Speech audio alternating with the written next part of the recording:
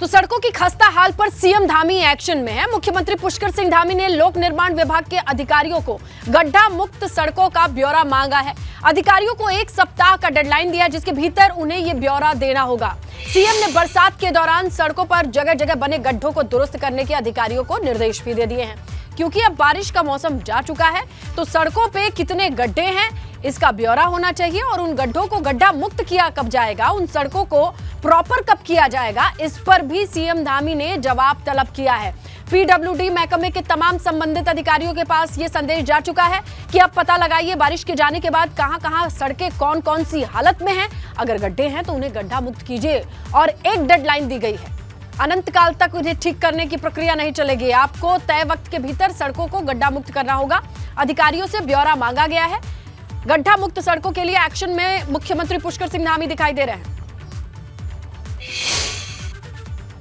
प्रदेश में सड़कों की हालात अच्छे हो, इसको लेकर मुख्यमंत्री पुष्कर सिंह धामी गंभीर हैं। उन्होंने 1 हफ्ते के भीतर अधिकारियों से स्टेटस रिपोर्ट मांगी है कि किस तरीके से सड़कों का काम उत्तराखंड में किया जा रहा है, क्योंकि अमूमन मानसून खत्म होने के बाद 15 दिनों का समय होता है जिसमें सड़कों को दुरुस्त करना होता है। लेकिन अभी भी तमाम ऐसी जगहों से शिकायतें हैं कि सड़कें उस हिसाब से दुरुस्त नहीं हो पाई। देहरादून की भी अगर बात करें तो मुख्य मार्ग तो सही हुए हैं, लेकिन उनसे जो जुड़े हुए जो अन्य मार्ग हैं वहां पर अगर आप देखेंगे तो उन मार्गों पर आपको खस्ता हाल देखने को मिलेगा और वहां पर अभी जो पैचवर्क का काम है वो भी पूरा नहीं हुआ है। इसके अलावा जो लोग यहां से जो निकलते हैं, चाहे धूल मिट्टी की दिक्कतें हों या फिर गड्ढों की दिक्कतें हों, वो भी देहरादून के आसपास की जो कनेक्टेड जो सड़कें हैं उसमें देखने को मिलती हैं। ऐसे में मुख्यमंत्री ने साफ तौर पर निर्देशित किया है कि वो 1 हफ्ते में तमाम इससे जो जुड़े हुए अधिकारी हैं, जो विभाग हैं, वो अपनी स्टेटस रिपोर्ट दें। ऐसे में अगर प्रदेश के मैदानी जिलों की बात करें तो वहां पर फिर भी कुछ हद तक स्थितियां ठीक हुई हैं, लेकिन अगर पहाड़ी क्षेत्रों की बात करें तो लगातार जिस तरीके से हादसे पहाड़ों पर भी हुए हैं,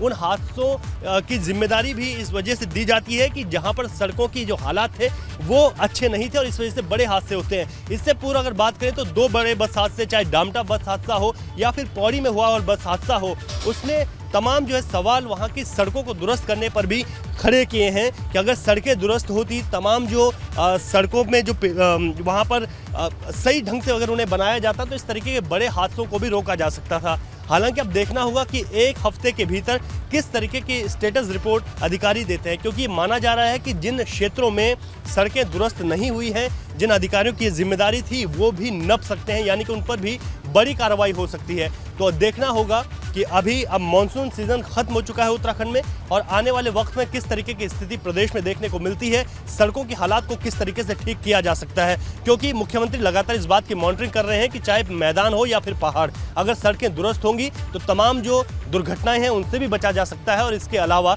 लोगों को आवाजाही जो है उसमें भी सहूलियत होगी। सहयोगी क्रिस्टोफर लॉरेंस के साथ रवि कैंथरा, एबीपी गंगा, देहरादून।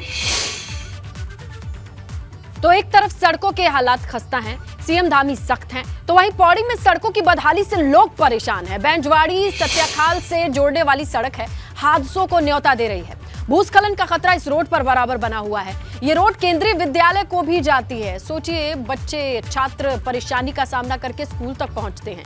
हालांकि पीडब्ल्यूडी डिपार्टमेंट का ये दावा है कि सड़क की मरम्मत का काम का जो प्रस्ताव है वो शासन को भेजा जा चुका है।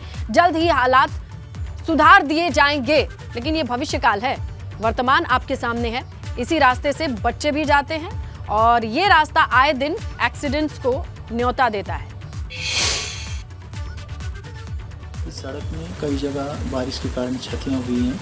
इसका एस्टीमेट हमने SDRF मद में भेज दिया है और जल्द ही इसकी निविदाएं भी आमंत्रित कर रहे हैं और लगभग 7 नवंबर तक इसकी निविदाएं हो जाएंगी और जल्द कार्य प्रारंभ हो जाएगा।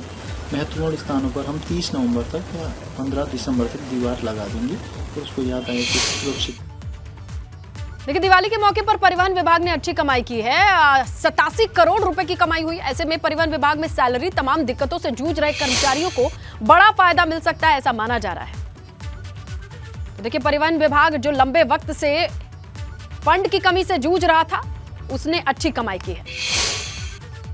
सब लोगों के सहयोग से, कर्मचारियों के सहयोग से, अपने यूनियन के सहयोग से, यात्रियों की सुविधा के लिए ये दिवाली बहुत शुभ हुई है, जिससे हमको घाटा पाटने में तो कुछ एक मदद मिली है और लगभग कल के दिन हमारी 20 करोड़ रुपए हम मुनाफे में रोडवेज को लाए।